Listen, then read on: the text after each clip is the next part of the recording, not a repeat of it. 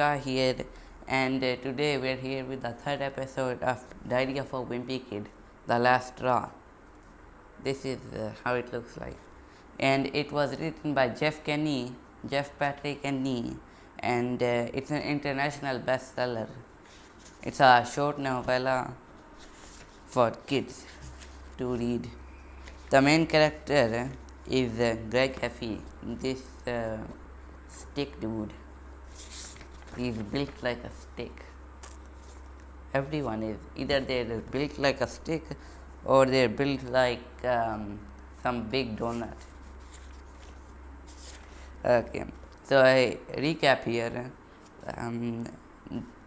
Greg Heffy is the main character, and he talked about everyone's New Year's resolution.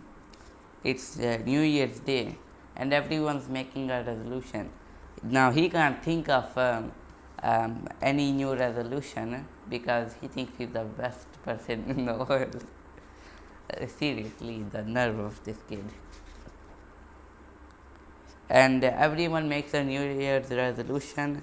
His mom says that she's not gonna watch as much TV, but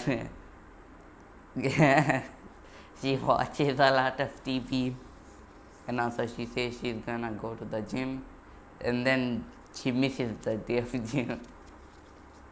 And his dad says that he won't eat many sweets. Greg says it's a bad thing because his dad is gonna get mad. And he was caught eating sweets, brownies, and cookies, and many this. I don't know how you can even call him a little kid. He's more like an ant.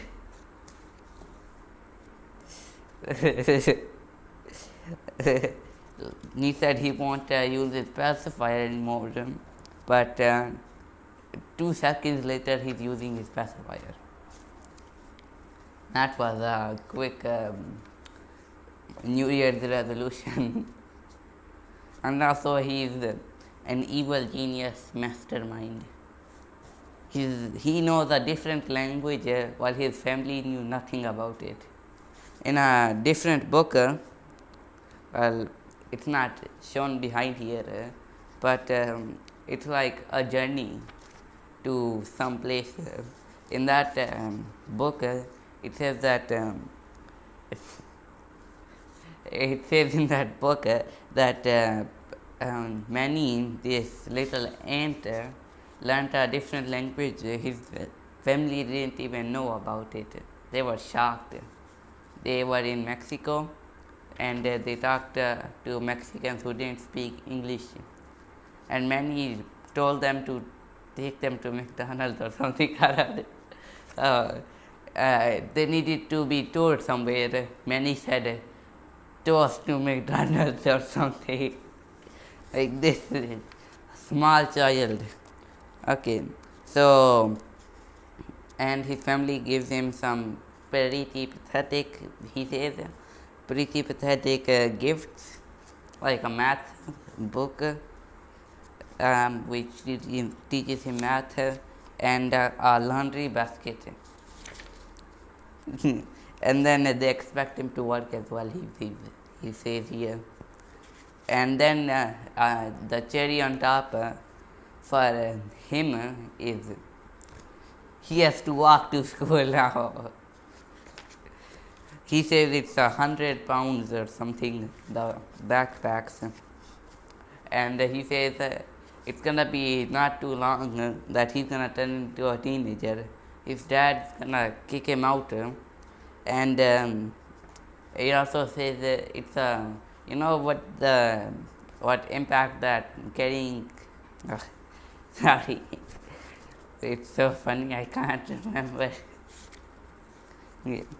Okay, it says here that do you know how much of a bad impact that has on teenagers? His father hates teenagers. That's why he's saying it. His father wants all teenagers to go to some juvenile school or Alcatraz, closed, shut down since a long time. Okay, so his mom and this is Roderick, his older brother. So Greg's mama gives Roderick some money to get some books to study for SAT.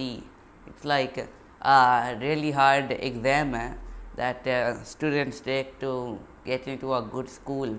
They have good school grades and they get a good mark in the SAT. They can go to a good college like Harvard and Yale, MIT, all those things. So instead of getting a book for himself, Roderick gets a tattoo. Like, who even gave him permission? He's not allowed. Although he can drive, so I think he is allowed. And his parents are very disappointed. Like, they gave him money to study, to go to college, and all he did was spend that money on a tattoo. And after that, we reach the point where we are at so far. And Greg says that his little brother Manny comes to downstairs to watch TV like for the past week. And Greg's been saying that his brother Manny isn't scared. Well, this dude, Greg, is bigger than this small ant. He's scared to go to the bathroom at night. And he's saying Manny can do it. So, on the next page, we understand why Greg is so scared. Because some person named Shil Stevenson, Steen, oh, these are so hard to pronounce. And the man who wrote the book on the Giving Tree, he had a book written, The Giving Tree. The picture was on the back of that book, and Greg's dad must have known that Greg was a little freaked out by the picture. So Greg said it looks like a pirate or a robber's picture. So his dad says, if you get out of bed again tonight, you'll probably run into a shield in the hallway. Like, pretty good way, because Greg never left his bed at night.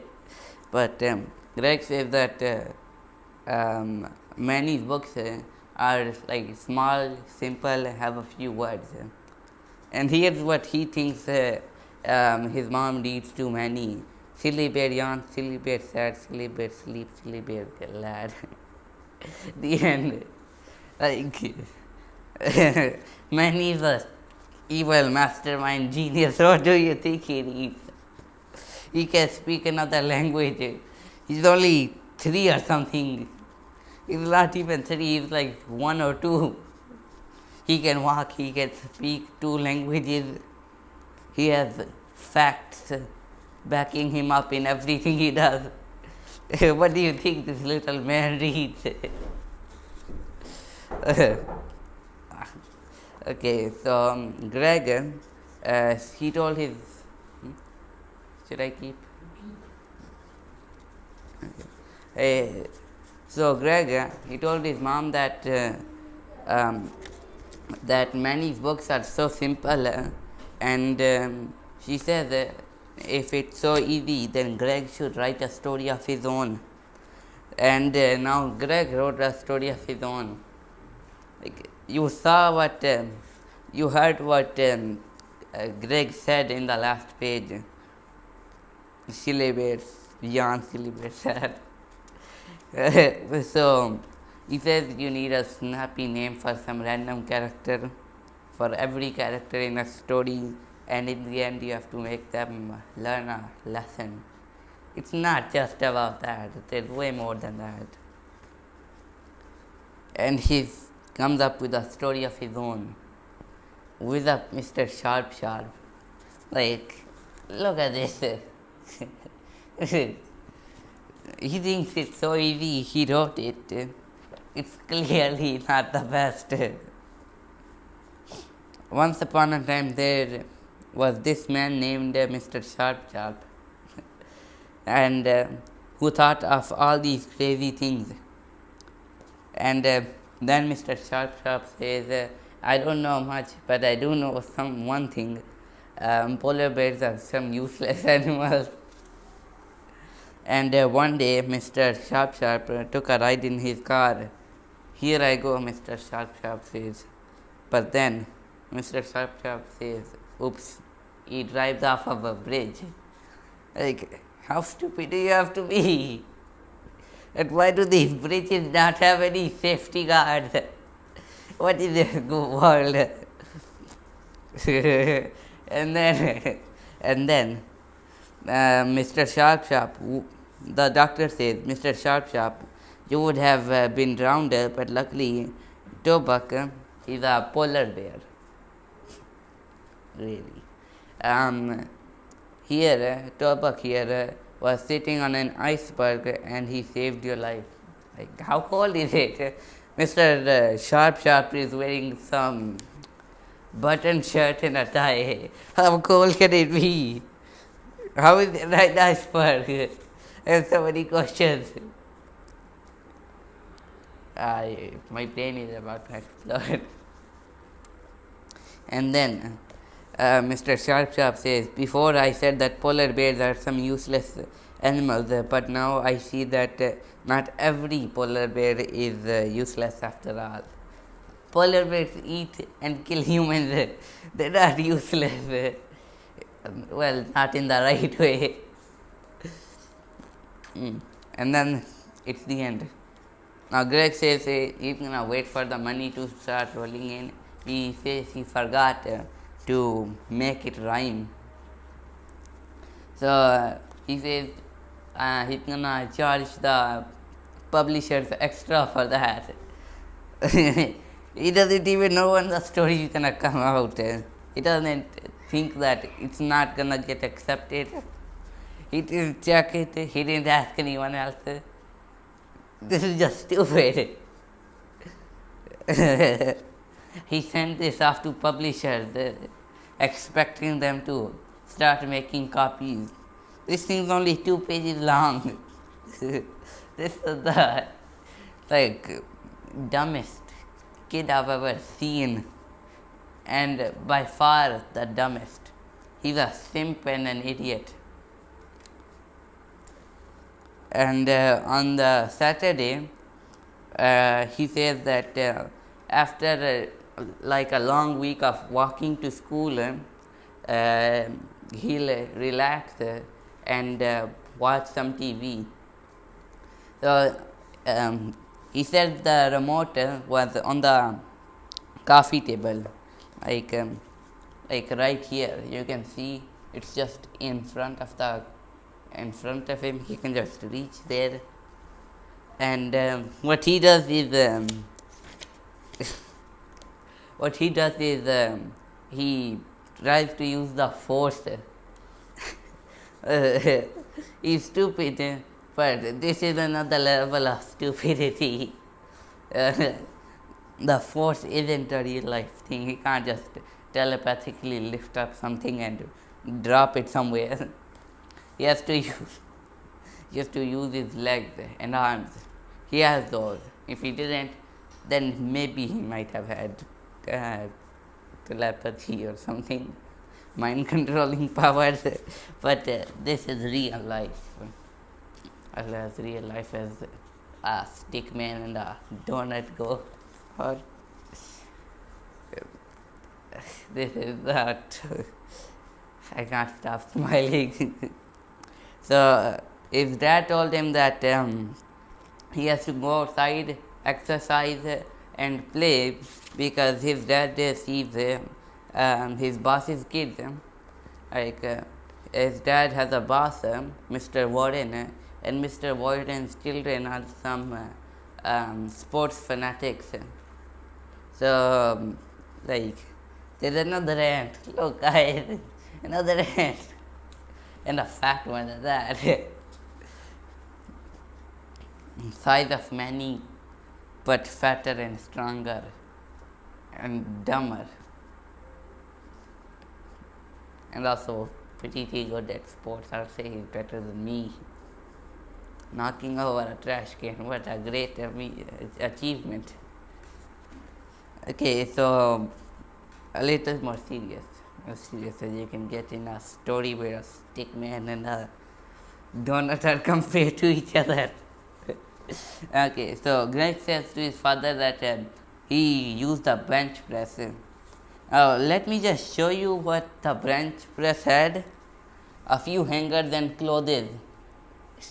That was all he could lift. He couldn't even lift up the metal stick. He probably didn't even couldn't even lift up that many clothes. He's thinner than the his body is like literally thinner than this bar which you use to lift things up, like lift weights like these. This stick is thicker than him. So it was pretty obvious. He realized he messed up. His father told him to go outside, and so he's a pretty pathetic dude. No physical skills, no mental skills, and he falls over every good-looking girl he sees. You can expect he's not gonna do the best. So on the next page we see that he says his dad isn't proud of coming home and seeing what his children are doing. And we see the greatest thing in the world, Roderick burning Manny's toy while Greg looks on. This is just so funny. The father is just looking on. Greg is also looking on. Manny's crying and Roderick's burning the car. The greatest family in the world.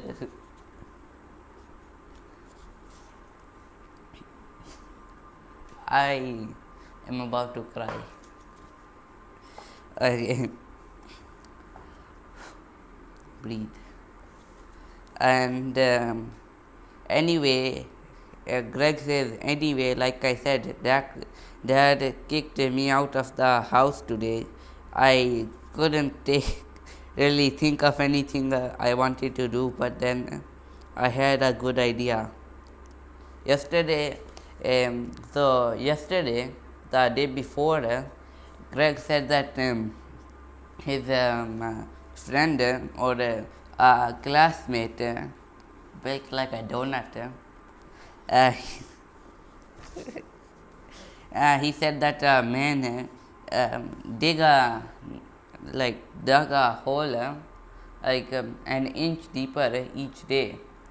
Greg said he was talking smack, but it made sense for some reason.